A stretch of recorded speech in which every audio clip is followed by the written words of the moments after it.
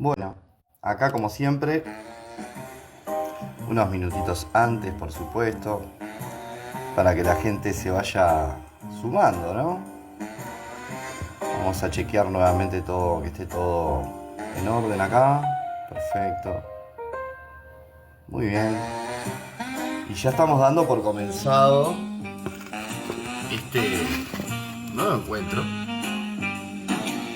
Esperen porque la música me hace también un poco alta.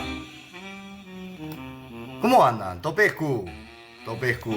Ya de pique ahí, Topescu. ¿Cómo andan? Bueno, vengo con... Y como verán... Ojo, va a aparecer igual en algún momento, pero...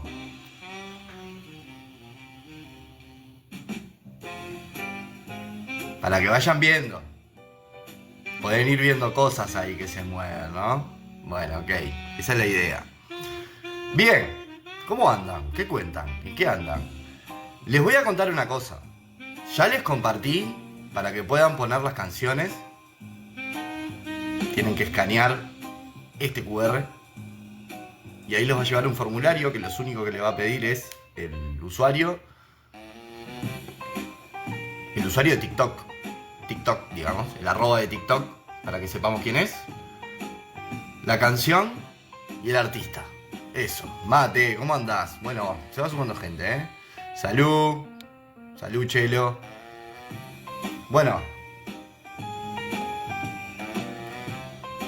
Venimos bárbaros, ¿no? Va a molestar un poco capaz el QRS, pero... Yo qué sé.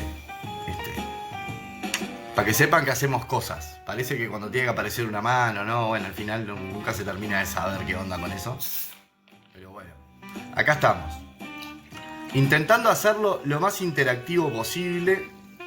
Para aquellos que se vayan sumando. Para aquellos que ya conocen más o menos el ambiente. Ya más o menos saben cómo nos movemos acá.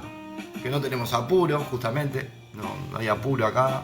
Por el contrario, la filosofía lo que nos invita justamente es a demorarnos. A detenernos un poco, a pensar. Tanto video junto, ¿no? ¿Cuánto video hay acá metido, che? Saludos, David. ¿Cómo estás, David? Saludos. Bueno, David, mirá, ya te voy contando. Después cañate esto. O me lo piden después y yo lo muestro.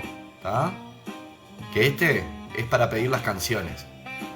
Así lo hacemos más interactivo, así podemos conversar. Porque si no, entre que estoy anotando, las canciones me la pasan, bueno. Se hace más ida y vuelta esto. Que es la idea. Mira, me aparece en la cabeza. Esto es acá como si fuera una mosca. Pero después veo si lo saco, porque si molesta mucho lo voy a sacar. Pero si no, después lo puedo agregar, no sé. Bueno, ya veremos. Vamos a esperar unos minutos, dijimos que arrancábamos a las 21, así que a las 21 será.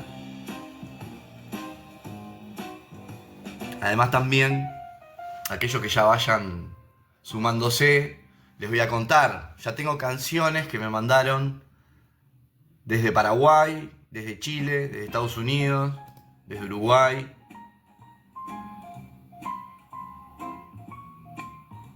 Bueno, acá estamos, ¿no? Acá estamos. Bueno, vamos a ver si arrancamos la charla de hoy. La remerita. La remerita que... Metafísica, dice. Y tenemos a Sócrates, Platón, Aristóteles y Parménides. Después explicaremos por qué sí o por qué no. Tocallito, ¿cómo estás?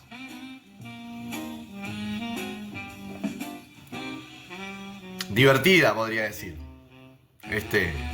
Original, totalmente, David. Tocallito, acá la canción. Escaneate este QR. Dale. Metele que son pasteles. Y ahí me pasá la canción. Es llenar un formulario nomás. Así lo hacemos más interactivo, podemos conversar. Si no, no los puedo leer, gente. Y la idea es leerlos. Después de una exposición, me gustaría leerlos. Así que bueno. Vamos a arrancar con eso, ya que van llegando.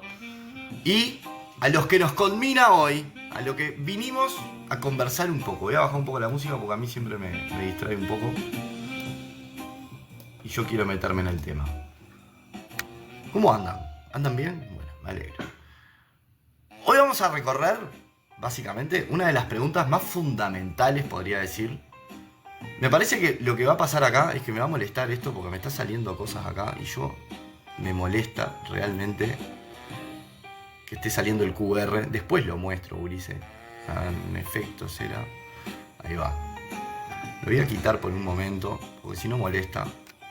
Yo después se lo paso. Si no, igual están mis historias. Lo compartí también en la publicación del video que subí hoy. Así que, nada, cualquier cosa van ahí. Ahí tienen el QR. Y me mandan ahí la canción que yo tengo acá en tiempo real. Las canciones que me van sumando. Las tengo en tiempo real, ¿eh? Te la suman, a mí me cae. Yo la veo acá. Y eso es genial. Porque es rápido. No somos nosotros los esclavos de las tecnologías. Por el contrario, las tecnologías son nuestras esclavas y las estamos usando para eso. Así que aquellos que digan, no sé cómo hacerlo. Bueno, busca cómo hacerlo. Busca cómo hacerlo. Podés aprender. Siempre se puede aprender. Todo se puede aprender. Todo se puede aprender. Bueno, vamos con lo que vamos. Vamos arriba, vamos a arrancar. El problema fundamental del que vamos a hablar hoy es de un problema que se habla de cuándo comenzó la filosofía, ¿no? Básicamente, ¿cómo pasó? Porque todos decimos que, bueno, fue Grecia. Bueno, ok, está, pero ¿qué pasó en Grecia, no? O sea, ¿por qué? ¿Cómo llegamos ahí? Bueno, ¿cómo pasó el pensamiento griego del mito al logos? Es un cambio, ¿no? Desde la mitología, de explicar la realidad de una manera mitológica, podría decir, a pasar a intentar explicar la realidad de una manera más, podría decirse, racional. Ahora, esto que lleva a que, bueno, perdón porque me salen carteles, odio que TikTok, estamos contra vos en realidad, te estamos usando pero básicamente estamos contra vos. Bueno, ¿cómo pasó el pensamiento griego del mito al logos? Bueno, básicamente fue un corte radical, podríamos decir, tipo de un momento a otro empezamos a pensar distinto. ¿Fue un milagro cultural? Nos podríamos preguntar. O sea, ese paso del mito al logos, poder explicar la realidad de manera más racional, ¿es un milagro? ¿O fue un proceso complejo, con una continuidad, con gente que continúa ese proceso, con una ruptura que se genera, además, y que parece que tanto la continuidad como la ruptura se van dando siempre al mismo tiempo? Esto dicho en palabras así parece complejo. Bueno, lo que les propongo es que vayamos despacio y vamos a ir problema a problema. Yo les voy a ir presentando los problemas de a poquito, ¿tá? Y los vamos a ir analizando de alguna manera. Obviamente, y de vuelta, esto es divulgación filosófica, tiene una técnica, y uno acá no quiere hacer un alarde técnico de la filosofía, sino divulgación, comunicar. Entonces, que se comunique, que se entienda, que sea para cultura general, digamos. Que bueno, que es lo que siempre me dicen a mí del live, ¿no? Es como... Bueno, en fin, no importa. Vamos a seguir. Vamos con uno de los primeros problemas que nos podemos enfrentar, y que es un planteo general de este paso del mito al logos y una teoría que viene a decir que en Grecia existió un milagro, ¿no? Le podríamos llamar milagro griego. Durante mucho tiempo, muchos autores, esta idea de milagro, que supuestamente comenzó en el siglo VI, más o menos,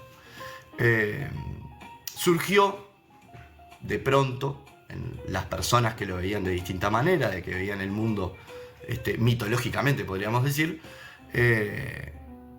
lo comenzó a ver como un destello de racionalidad, como una luz que iluminaba algo ahí que aparentemente antes no estaba iluminado, que aparentemente antes no estaba ahí, o no se entendía de esa manera, podríamos decir. Hoy esa visión siempre está en entredicho por los historiadores, filósofos que estudian este tema. O sea, no se termina de comprender si existe un salto cuántico, podríamos decir, de entre decir que un rayo lo tira Zeus a decir que el principio de todas las cosas es el agua, como decía Tales de Mileto, podríamos decir el primer filósofo. Filósofo que vamos a trabajar más adelante. Ahora, tenemos que poner un ejemplo para que se entienda, para que se pueda entender la idea, esto del milagro. ¿Qué pasó con el milagro? ¿De qué milagro me están hablando? Bueno, la mitología, tenemos que estar hablando principalmente de Homero y de Hesíodo. Principalmente, hay más, por supuesto. Pero Homero con la Ilíada, la Odisea, Hesíodo con la Teogonía, con el trabajo y los días. Bueno, esos cantos que se hacían, ¿no? Que justamente contaban, por ejemplo, la Ilíada, batallas míticas, ¿no? Batallas del siglo XII, podríamos decir, del siglo XI. Y tenían, antes que un sentido estético, podríamos decir, un sentido de literatura, como le diríamos hoy, esos cantos tenían un fin pedagógico, básicamente. Lo que intentaban hacer con esos cantos era enseñar a la sociedad. O sea, todos aprendían a Homero, todos leían y se aprendían de memoria a Homero. Y eso hacía que conceptos como valentía, bien, justicia, bueno, mediante estos mitos daban significado a estos conceptos. Justicia, verdad, bueno, en fin. Este salto racional que se da es de dejar de decir, por ejemplo, como pasa en la Ilíada, no sé si la leyeron, si no la leyeron se las recomiendo, es una novela de telenovela, es genial cómo se pelean, cómo discuten, es brutal. Ahora, aparentemente, después, es como empieza la Ilíada. La Ilíada empieza así. Canta, oh diosa, la cólera del Peli, Aquiles, cólera funesta, que bla, bla, bla, ¿no? Ahora, hay una cólera ahí. O sea, Aquiles está enojado, porque algo pasó. Bueno, aparentemente lo que pasó es que Agamenón, en un rapto de furia, podríamos decir, con Aquiles, le roba a una mujer que tenía como botín de guerra, que en esa época los griegos tomaban a las mujeres como botines de guerra, a Briseida, si no mal me acuerdo, creo que es Briseida, sí. Y justamente Agamenón le saca a Briseida, Aquiles se enoja, esa es la cólera, y se va de la batalla. No pelea más para Agamenón, digamos, el rey de reyes. Ahora, obviamente, el ejército de Agamenón comienza a perder la guerra. Comienza a perder la guerra. Y tiene que ir a hablar con Aquiles porque es el mejor de sus guerreros. O sea, tiene que traer de vuelta a Aquiles a la batalla porque si no va a perder. Entonces, va Agamenón, a Aquiles, se le presenta y le dice a Agamenón a Aquiles: mirá, Agamenón, discúlpame, perdoname, mirá, la verdad, me enojé, pero este es el punto. Agamenón le dice: no me enojé yo, me poseyó una diosa, la diosa Ate, creo que es la diosa de la furia, me poseyó la furia, y mirá, no fui yo el que, sino que fue la diosa, no fui yo. Y lo más lindo, esto lo cuenta un filósofo muy bien en un video que habla de Aristóteles, justamente nada que ver, ¿no? Pero está buenísimo como lo cuenta. Que Aquiles le responde increíblemente: mirá, está todo bien, Agamenón, dale, volvamos a la guerra. Como si no hubiera pasado nada, como si no se hubiera enojado. Ahora, todos leímos, o sea, si vamos a la lectura, ¿no? Vamos a entender, vamos a ver ahí eso que pasó. Pero después parece que por orden divino, no por algo que los seres humanos decidían, podríamos decir, decidían este tipo de cosas. No las decidían los humanos. Si se enojaba, no se enojaba el ser humano. Era poseído por un dios. Bueno, el milagro del que hablábamos al principio es este cambio. Es dejar de decir eso. Porque ya en el siglo V podemos hablar de secularización de la mitología dentro del ámbito de la sociedad griega, de la polis. Y lo que sucede, lo que cambia, es que comienzan a haber tribunales de justicia, asambleas, ahora gente discutiendo y proponiendo leyes. Ya había cambiado, ya no era vos a un juicio no le ibas a ir a decir al juez, che, mirá, en realidad yo fui poseído por tal y discúlpame. Eso ya no contaba eso en el siglo V. Pero bueno, aparentemente esto es un proceso. Así que vamos a ver y vamos a evaluar los problemas que hay en este proceso. En el cambio de esta mentalidad. De decir cómo cambia la sociedad. Así nosotros quizás después, más adelante, podamos hacer un paralelismo con nuestra sociedad. Y yo traje, para más adelante, cuando termine la exposición, un top 5 de canciones que me parece que tienen que ver con esto, explicado desde el rock and roll. Porque siempre para mí hacer filosofía es como hacer rock and roll. Entonces, bueno, tenemos acá este problema. El primer problema, ¿no? Vamos a enfrentar el primer problema. Ya hice como la introducción. La filosofía es una eterna introducción. Bueno, esta tesis, ¿no? La del milagro griego, digamos, presentó el nacimiento de la filosofía como algo casi mágico. La Grecia clásica como un lugar que, de golpe, inventó la razón e inventó las ciencias. Empezó a explicar las ciencias de una manera racional, digamos, ¿no? Para eso la empiria, para eso la episteme, van a decir los griegos, ¿no? El conocimiento, la ciencia. Episteme le van a llamar los griegos al conocimiento, a la ciencia. Para ellos conocimiento y ciencia básicamente lo mismo. Ahora, ¿hasta qué punto tiene sentido hablar de un salto de milagro en el pensamiento? Bueno, esto lo proponen varios autores desde hace millones de años y ninguno se ha puesto de acuerdo a decir si sí o si no, así que lo vamos a obviar claramente. Así que descartamos este problema. ¿Milagro griego? No sabemos, ni idea. Pues sí, ponele, no sé. Lo descartamos. Ahora vamos a lo que les decía hoy, ¿no? De esa continuidad que hay. Entonces, en el paso del mito al logos como un proceso, como un tiempo. ¿Ah? ¿Qué cosas compartía el mito y el pensamiento racional? Tenemos que ver a ver qué es lo que... Porque el mito, obviamente, está escrito, todo lo que quieran, pero, bueno, tiene un orden. Está ordenado ese texto. Por algo se puede leer, si no, no se podría leer. Y ahí estamos yendo a la forma del texto, no tanto al contenido, sino a la forma. Lo leemos, lo entendemos. Varios autores, uno de ellos se llama Cranford, y una tradición, podríamos decir, ritualista, de alguna manera, mostraron que no es que la filosofía aparezca de la nada. No es que a alguien se le ocurrió decir, no, mirá, vamos a explicar las cosas usando nuestra propia razón. No es que a alguien se le ocurrió hacer eso, básicamente. No es que salió de la nada. Las primeras explicaciones racionales heredan estructuras de los mitos. Uno de los que va a englobar casi todo el paso del mito al logos y meter a todos los presocráticos casi en una serie de diálogos es Platón. Platón va a ser como una síntesis de todo esto. Por eso es un pensador político, porque va más allá. Genial.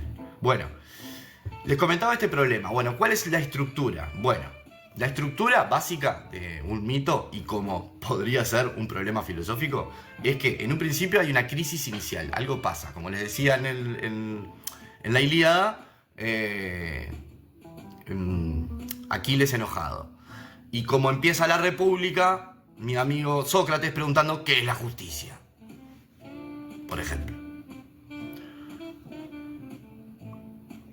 Después hay una separación de lo que va contando. O sea, vamos viendo cómo va teniendo distintas historias dentro de historias. Una charla y otra charla, una pregunta, otra pregunta. Así más o menos va.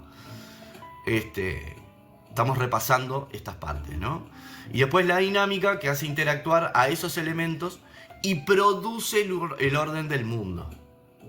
Nos explica cómo es el mundo. Entonces, Homero, con su Ilíada, podía de alguna manera explicarnos cómo era el mundo, cómo se movía la sociedad, podríamos decir. Ahora Platón nos busca explicar desde otro lugar cómo esa sociedad se mueve.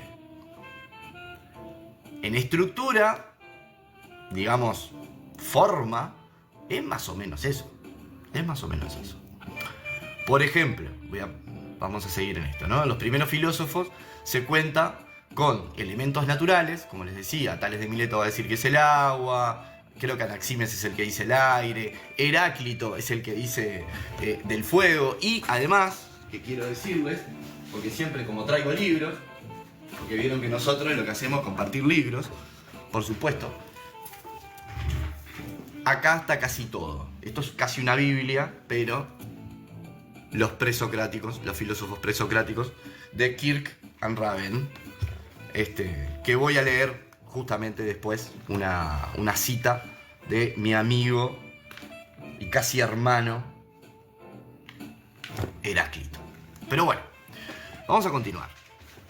Lo que buscaban estos primeros filósofos era eso, explicar el mundo con el mundo mismo. O sea, el objeto mismo del mundo, explicarlo con eso mismo.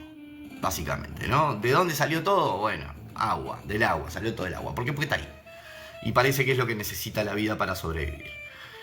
Y aparentemente, como eso sería una ley, ¿no? Que el agua es necesaria para sobrevivir, bueno, eso transforma un orden en el mundo y además le da leyes. Dice cómo funciona el mundo. Homero, por ejemplo, otro ejemplo, los dioses como fuerzas que legitiman el orden social, digamos, que era lo que les decía hoy, ¿no? Si estaba enojado era poseído, si estaba enamorado era poseído, si estaba triste era poseído, o sea, no es que me pasaba a mí, era que estaba poseído por un dios. Entonces, hay una continuidad, con esto que acabo de explicar, entre los mitos y después las explicaciones racionales que se le quieren dar a la realidad. Básicamente tiene una misma estructura. Lo que pasa que, obviamente, lo que intenta hacer la reflexión filosófica es no solo reutilizar esa estructura, o sea, usar la misma estructura, sino además transformarla, cambiarla, darle otro contenido. La forma va a seguir siendo la misma, pero el contenido es distinto.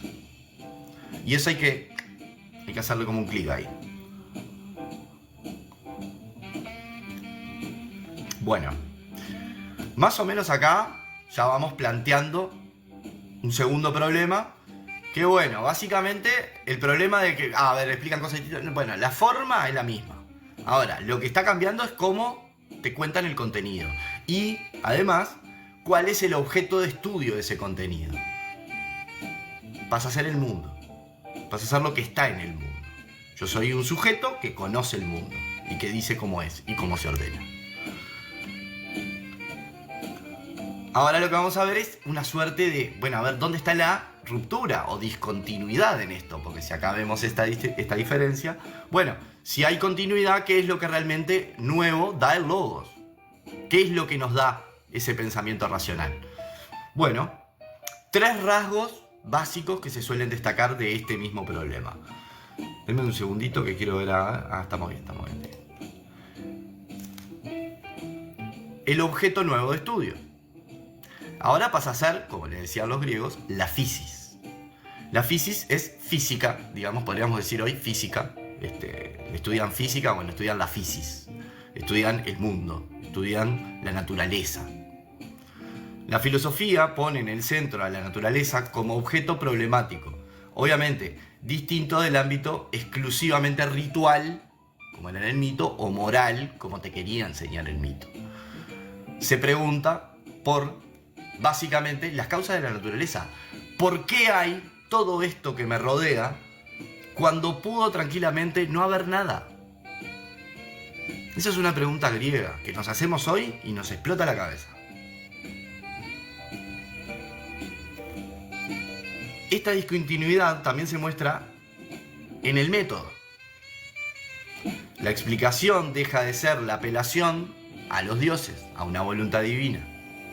Ya no es porque a un dios se le ocurrió. No, de ninguna manera. Por el contrario, se orienta hacia hipótesis, argumentos y con las obvias posibilidades de refutación. Si damos un argumento de algo, ese argumento puede ser refutado. Podemos tomar una de las premisas y si el argumento justamente tiene como conclusión una verdad, pero cambiamos una de las premisas, lo más probable es que eso pase a ser falso. Y después está el tercer rasgo, digamos, que es la despersonificación. ¿Qué queremos decir con esto? Bueno, las fuerzas dejan de ser dioses personificados, como era Zeus, como era Hera, Gea, bueno, en fin. Y pasan a ser principales elementos susceptibles de ser, por ejemplo, pensados abstractamente. Por eso Platón, abstractamente, lo que intenta hacer es mostrar un mundo ideal. El mundo de las ideas. Ese mundo que es eterno, inmutable, incambiable, incorrompible. Bueno. Vamos a ir a un caso, por ejemplo, de Tales de Mileto. Vamos a pensar esto así. Bueno, propone que el principio de todas las cosas es el agua. No lo dice como, mirá, es el dios agua. No. O sea, no va por ese lado. Sino que lo pone como un principio original explicativo. Todo se explica a través de que todo surgió del agua. Y es una, por supuesto, de las primeras explicaciones naturalistas de la historia. Podríamos decir, de la historia occidental. Estamos hablando de la filosofía occidental. Después nos podremos ir a la oriental, a la mesopotámica, a la egipcia incluso, porque sostengo que ahí también hubo filosofía, pero bueno, de otra manera. Y otro ejemplo es el de Heráclito y el uso del logos. Que Heráclito habla mucho del logos y del fuego, de las dos cosas. Para él, el logos no es solo una palabra, un discurso, un razonamiento, sino que es más una razón universal que ordena, digamos, el mundo, y además está regida por leyes que están en constante cambio. Lo único permanente es el cambio, dijo Heráclito. Es decir, la filosofía hereda la estructura narrativa, de qué manera se escribe, podríamos decir, la mitología, pero transforma el contenido y sobre todo el modo de explicar el mundo. Entonces, ¿cuál es el punto crítico? Bueno, el logos introduce criterios de exposición racional, discusión y crítica. Y además, dentro de esa crítica está, por supuesto, el poder cambiar de opinión, podríamos decir. Hoy en día diríamos eso. Entonces, bueno, tenemos varias teorías históricas sobre esto que sucedió en Grecia. Porque, a ver, ¿por qué en Grecia? ¿Por qué no pasó en China? ¿Por qué no pasó en Egipto? ¿Por qué no pasó en Estados Unidos? ¿Qué sé yo? Bueno, aquí tenemos varias respuestas de varios autores que lo que es interesante es que lo ven como una familia, digamos, de ideas, de teorías. Que es lindo eso, verlo como una familia de teorías, es lindo. La tesis del milagro o excepcionalismo, podríamos decir, la descartamos por ser demasiado simple, que fue la primera que dijimos. Fue cuando arrancamos la exposición. Esa la descartamos y dijimos, esto es muy simple. O sea, no me sirve para explicar esto. Ahora, la tesis de la continuidad, la que explicamos antes de la última que explicamos, justamente, es que los filósofos lo que hacen es racionalizar el mundo. Lo explican a su propia razón, digamos.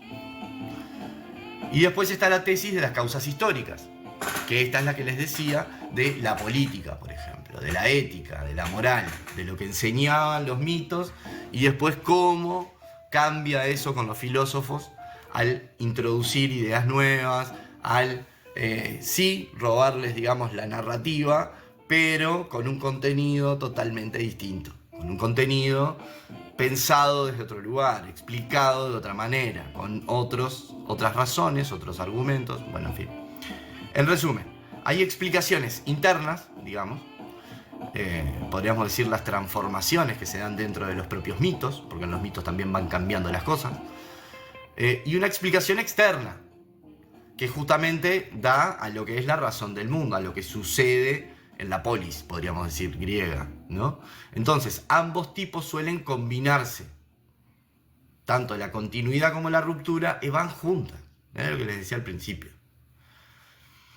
Entonces, bueno, más o menos como para ya en un ratito ir cerrando y vamos a ver cuántas canciones tenemos. Que obviamente ya les dije, la van pidiendo en el QR. Entran, completan el formulario y me dejan la canción. Se los pido encarecidamente, así podemos tener un ida y vuelta más lindo. Un ida y vuelta, porque si no estamos todos abarrotados haciendo otras cosas. Bueno, ¿qué papel juega la polis, digamos, el comercio? Obviamente, Grecia en ese momento era una potencia comercial, podríamos decir. Comerciaba con Fenicia, con Egipto, con Mesopotamia. O sea, y tenía muchas culturas. Tenía tradiciones de muchas culturas juntas. Y conocía muchas. Y podía comunicarse con ellos porque por algo comerciaban. Entonces esto hizo que los griegos recabaran un montón de información de otro lado para, bueno, pensarse quizás a sí mismos. O pensar el todo de otra manera. Hay otra vuelta de tuerca ahí. En donde justamente, ¿qué pasa si nosotros conocemos cosas nuevas? A raíz de lo que ya conocíamos, las ponemos en juego a ver qué sucede. Parece que es hacer filosofía eso, ¿no? Bueno. Además de ser navegantes y comerciantes, esto que les decía, el problema que nos surge de este contacto también, porque obviamente esto no es que se llevaban bien con todo el mundo los griegos, ¿no? Incluso hasta entre ellos, como les decía la otra vez, la guerra del Peloponeso entre Esparta y Atenas, que es cuando después, no sé si es después o durante, creo que después, matan a condenan a Sócrates. Bueno, vamos a enunciar otro problema más, porque esto es para poner problemas acá. Entonces, ¿fue el entorno sociopolítico y económico el motor decisivo para la aparición de este logos? ¿Para la aparición de esta explicación racional? Bueno, yo creo que es un factor que sí es suficiente, pero no alcanza para terminar de explicar todo, ¿no? Como que siempre el todo es más grande que cada una de sus partes. Entonces, al hablar de este problema del mito y el logos, desasnarlo así como lo estamos haciendo, bueno, lo que genera es esto, es decir, bueno, ok, no tengo una posibilidad de resumir todo en sus partes, algo siempre me va a estar faltando. Y es interesante pensarlo así. Entonces, bueno, después de esto, después de haber comprendido, más o menos visto la historia de este paso del mito al logos, bueno, ¿qué nos enseñan los primeros filósofos cuando los intentamos leer a ver qué nos quieren decir?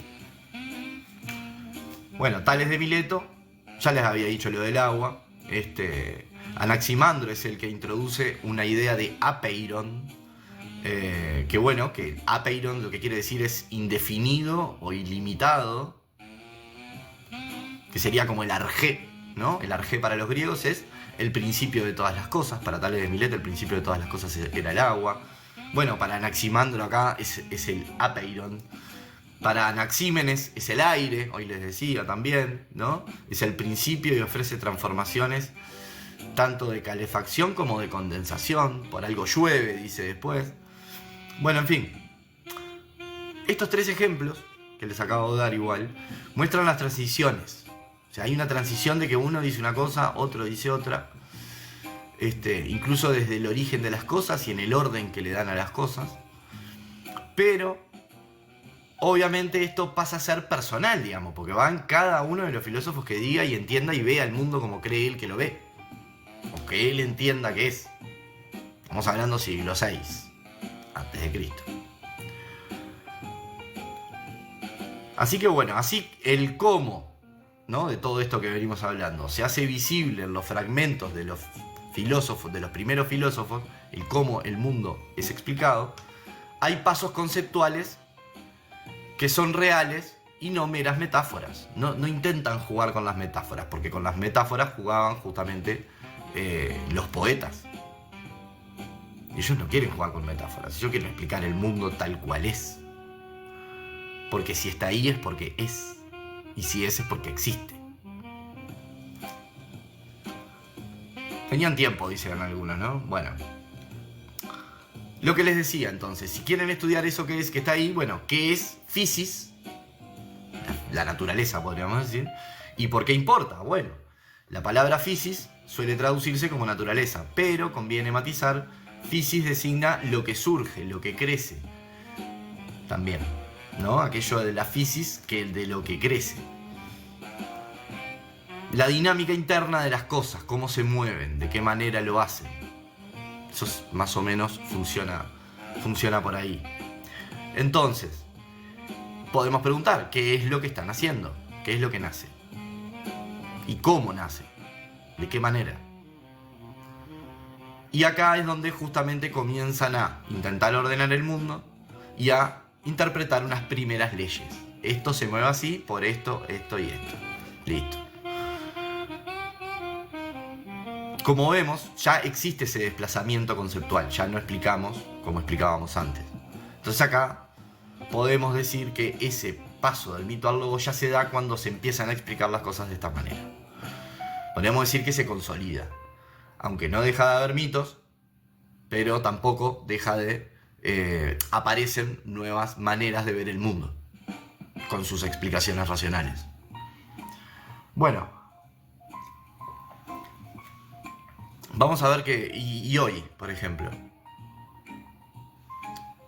la gente que se mueve por refranes, podríamos decir, ¿no? Suerte de mitos que parecen explicar la realidad, ¿no? Metele que son pasteles, por ejemplo. O sea, ahora no se me ocurre ninguno, la verdad, sinceramente, no pensé en ninguno tampoco, pero se me ocurrió ahora decir eso y lo dije. Bueno, lo interesante es que el mito ya no funciona como único modo de explicación, en el paso del mito al logos, y convive con la argumentación lógica y la hipótesis, ¿no? Lo que podría llegar a ser.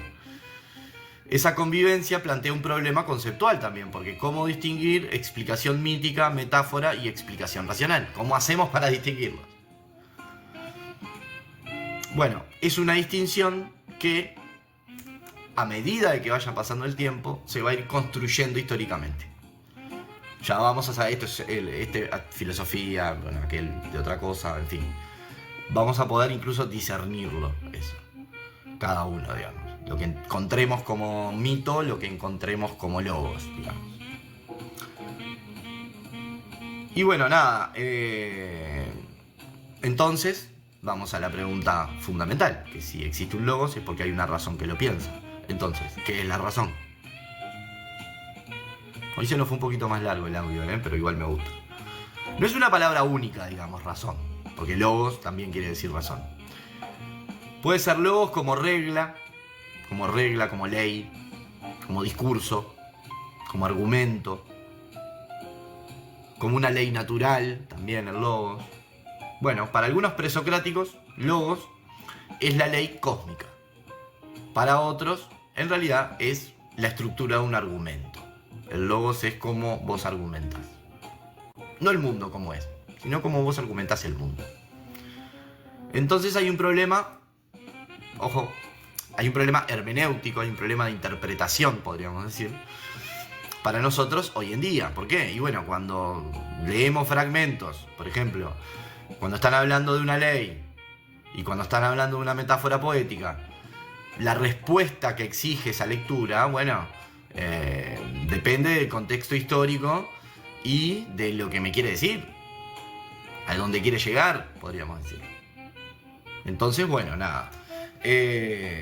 Más o menos para ir terminando ya esta hermosa exposición del paso del mito al logos, ese paso que, como vimos, complejo de explicar, pero no de entender. Podemos entender eso de explicar las cosas con refranes, podríamos decir, con costumbrismos, con refranes culturales de cada pueblo, que siempre que llovió paró, qué sé yo.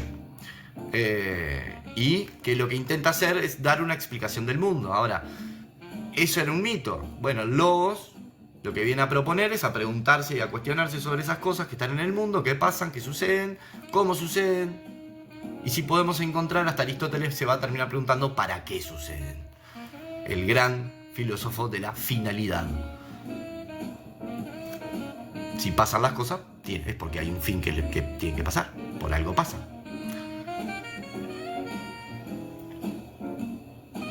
Y les quiero leer, me voy a cambiar los lentes porque si no, no voy a ver absolutamente nada. Pero sí, ya agradeciendo a todos los que se han quedado en esta 35 minutos de filosofía, les quiero leer un pasaje de Heráclito, que justamente lo que intenta hacer en este pasaje de Heráclito es básicamente explicar qué es el logos. Lo que decíamos recién, razón, discurso, argumento, ley natural, bueno, en fin, ¿qué es el logos? Bueno, vamos a leer a mi amigo Heráclito. Dice: siempre se quedan los hombres sin comprender que el logos es así como yo lo describo. Lo mismo antes de haberlo oído que una vez que lo han oído. Pues, aunque todas las cosas acontecen según este logos, se parecen los hombres a gente sin experiencia. Incluso cuando experimentan palabras y acciones tales cuales son las que explico, cuando distingo cada cosa según su constitución y digo cómo es. Al resto de los hombres les pasan desapercibida cuantas cosas hacen despiertos, del mismo modo que se olvidan de lo que hacen cuando duermen. Descartes. Por tanto, es necesario seguir lo común, dice Heráclito. Pero, aunque el logos es común, es de todos, la mayoría vive como si tuviera una inteligencia particular. Tras haber oído al logos y no a mí, es sabio convenir en que todas las cosas son una. Heráclito.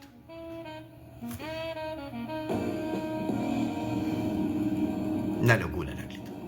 Una locura. Heráclito es una locura. Podría estar hablando 7 meses seguidos, gente, de esta frase, porque tiene mucha cosa. Como verán, esto es una Biblia. Hoy nos basamos en este libro para contar en este libro y otros autores, por supuesto. Kirk Raven. Después hay otra versión nueva que es Kirk Raven and Schoffen, creo que es el otro autor. Pero bueno, yo pude conseguir esta en una feria, como les digo. Las cosas que se consiguen en ferias, el valor que tienen es increíble. Y bueno, a veces encontramos alguna reliquia por ahí, y yo siempre encuentro alguna reliquia. Bueno, ¿cómo andan? ¿Cómo les va? Vamos a ver, a hacer una cosa. Vamos a ordenarlo porque si no, nos vamos a volver todos locos y no es la idea. Quiero ver a ver si me llegaron más canciones a la lista